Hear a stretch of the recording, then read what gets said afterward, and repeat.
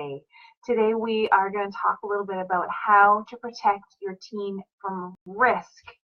I know that when our children are little, we do so much to protect them, keep them healthy, keep them safe, and the older they get, the more difficult it becomes because we know we also are trying to give them some independence, allow them to make their own choices, and sometimes it feels like the choices they're making are undoing all of the work we've already put in to keep them healthy and safe. So I just want to say that so that we can all just take a breath and realize that that is a really difficult place for us to be in. But the opportunity is that we get to learn how to support our adolescents from a different position than we did when they were younger. And the position that we're in now is actually the one that we're going to spend the most time in as parents because we're going to be kind of that guide on the side, hopefully for the rest of their lives, so that we will be a trusted person in their life who has a little bit more life experience, who they can lean on in their lives. So I really want to cast kind of a really large perspective this morning because that can ease some of our frustration and pain in the moment.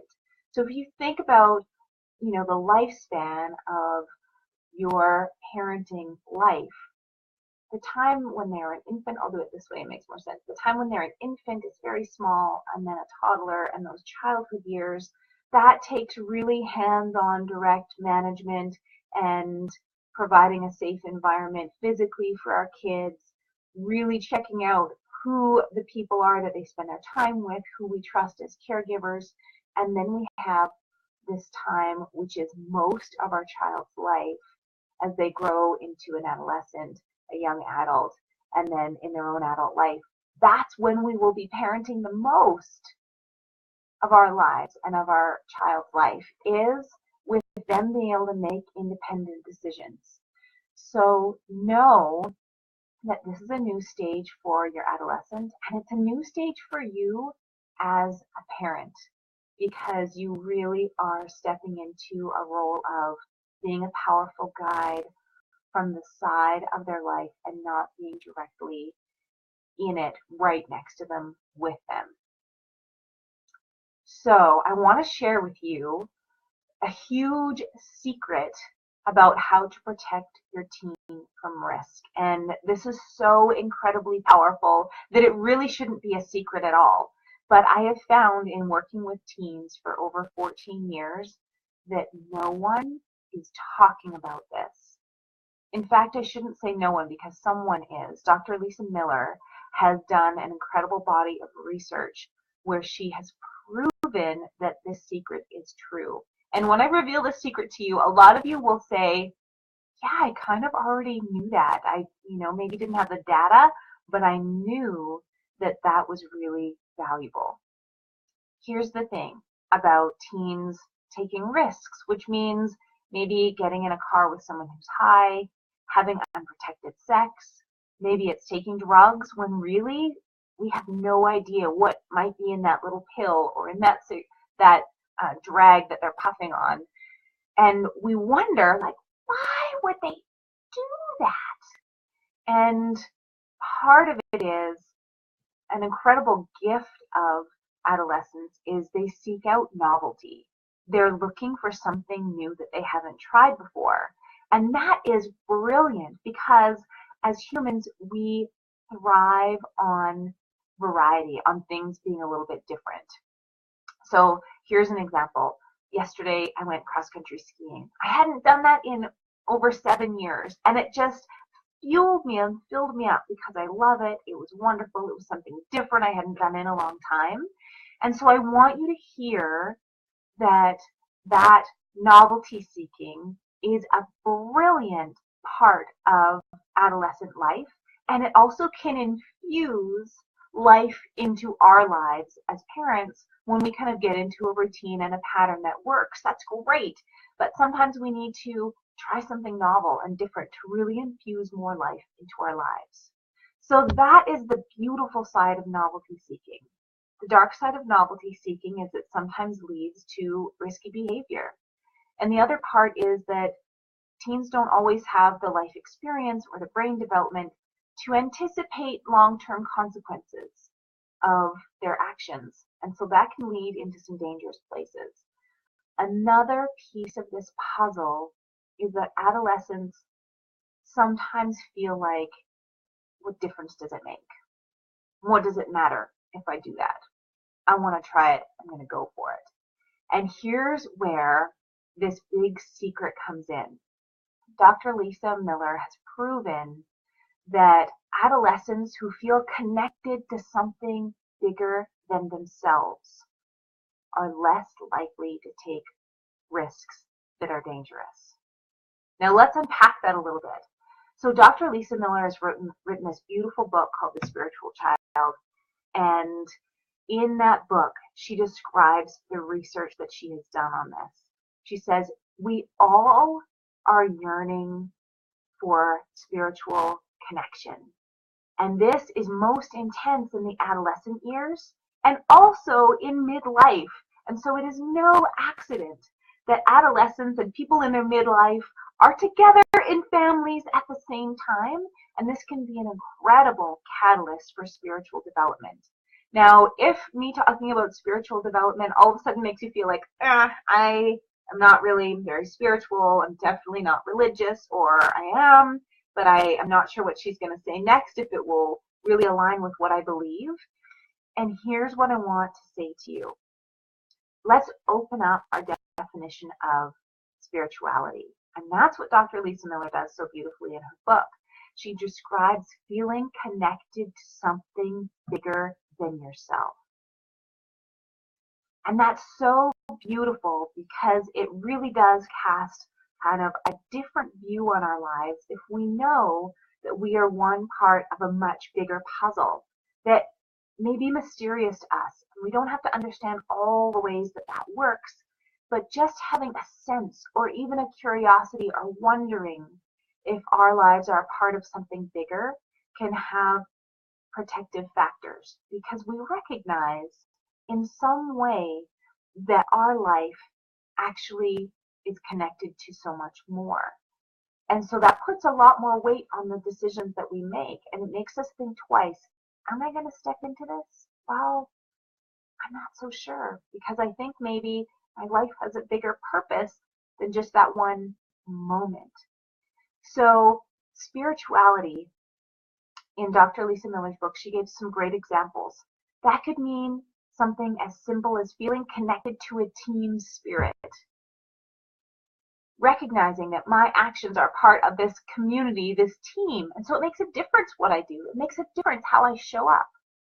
Spirituality could look like recognizing that you're connected to a community. Maybe it's through volunteering at an animal shelter and realizing that I am making a difference and I'm needed here because I'm contributing to the well-being of these animals who really need me. It could mean being a part of a religious community. And so this is where we can see religion and spirituality can overlap. They don't need to mean the same thing, but for many people they do. People feel connected to their own human spirit and to spirit or source or God through their religious community. And that makes them realize that my actions do make a difference in the eyes of God, for this community. And when I am saying I'm a part of a community, it means I'm going to do certain things. I'm going to behave certain ways. So I give those different examples because I really want you to hear how this can be a part of your life. Wherever you are in your beliefs or understanding your life or your purpose, you can be unsure about a lot of it and still feel connected to something bigger than you. Maybe you feel connected to your fellow man, your fellow humans, fellow people around you, because you know you're a part of a community and you can make a difference there. Maybe it's ecologically, you feel like you have a responsibility for the environment, for Mother Earth. Maybe it's that you feel like your presence in the moment has an impact on the people around you. So there are so many different ways that you can understand what spirituality means. And let me give you a few statistics. Dr. Lisa Miller says that adolescents who have a thriving, active spiritual life, where they are feeling in their hearts, knowing in their minds, and experiencing a connection to something bigger than them, helps protect them from risky behavior. Let me give you the numbers. She says they are 40% less likely to abuse substances. They are 60% less likely to be depressed as adolescents. And they are 80% less likely to have dangerous or unprotected sex. Those are incredible numbers. And so my challenge to you today is to just consider, as a parent, do you have a spiritual life? Do you have a spiritual life that is evident to your adolescence? Sometimes we hold our spirituality so close in that our family doesn't even know that maybe we're praying at night. Maybe we're praying for them. Maybe when we're out in the trees, we are recognizing how we are connected to something bigger. So I invite you to start to say those things out loud so your teens know that there is something much bigger that we're all a part of, and that you can feel it, and you can start to model that. And here's the next thing. You can also start to ask them what they might feel connected to. So this is an invitation really to see the miracles in the small moments, and just say out loud and kind of narrate your own spiritual experience for your teens so they can catch hold of it and have examples of it. And also recognize that for them, it will show up differently than it has for you. Maybe they feel a sense of connection to their team spirit. Maybe they feel a connection to the earth. And maybe their connection to something bigger than they are will be different than yours. And that's okay. But the more you can nurture that and help them understand it, and help them understand what they're feeling, and how it is at one time comforting and also mysterious, that is a place where you can help them tap into recognizing that they are more than who they think they are. And they are connected to something so much bigger and more powerful than they are. And they can actually lean into that strength, to that source. That is the work that I do with my clients, with parents, is really to help them tap into who they are as a spiritual being so that they can help their teen to figure that out for themselves. This is one of the most incredible opportunities of raising a teenager. So you may have heard me rant about this before. To all the people who are just talking about, here's some strategies to survive the teen years, they are missing the point of this part of life. When you're a teenager, or when you are blessed with a teenager in your home, this is a time when you can feel your spirit the strongest, and recognize that we are living a spiritual life and seeing all of the miracles in the moments that we have. So if you are feeling like this is a pipe dream and reflects nothing in the reality that you're having with your teen right now, and your experience is struggle and conflict and fighting with your teen, we need to connect. This message is for you, because there is so much more to the teen years than just what appears to be on the surface, or what your friends might have told you or warned you about.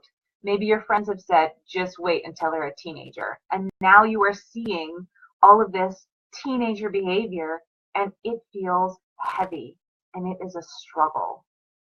This conflict could be your breakthrough. So I'm going to add a link to the bottom of this message today, because there is so much more happening here than what appears on the surface. I always say teenagers are like an iceberg. We just see what's going on at the tip. And our relationship with teens is like an iceberg too. We are just struggling with what is happening in the moment and the conflict that we're having and the ways we're trying to protect them. And all of those things are actually signaling to us that we can dig deeper and really dig into how we can activate our power as a parent, which actually activates our teen's own sense of their personal power. That's what every adolescent is looking for, is someone to show them how they can be a powerful person. Let's do it together. You don't need to do it alone. I'm here to help you with this.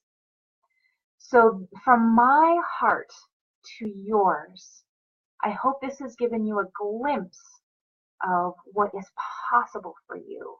And I am standing here just waiting to take your hand and walk you through this doorway into this place where you can feel capable and confident and powerful as a parent and have a massive influence in your teen's life to protect them from making those risky decisions, not by managing and controlling their behavior, but instead by activating your own power and seeing the ripple effect of activating that in your teens. That is my vision for every parent, in every home, for every teenager, so that we can all be released from this survival mentality and really, truly thrive. Okay, everyone, have a wonderful day. I'll put the links below. So if you feel like this message was for you, go ahead and click the links and let's connect and see how we can make this happen for you today. Be well.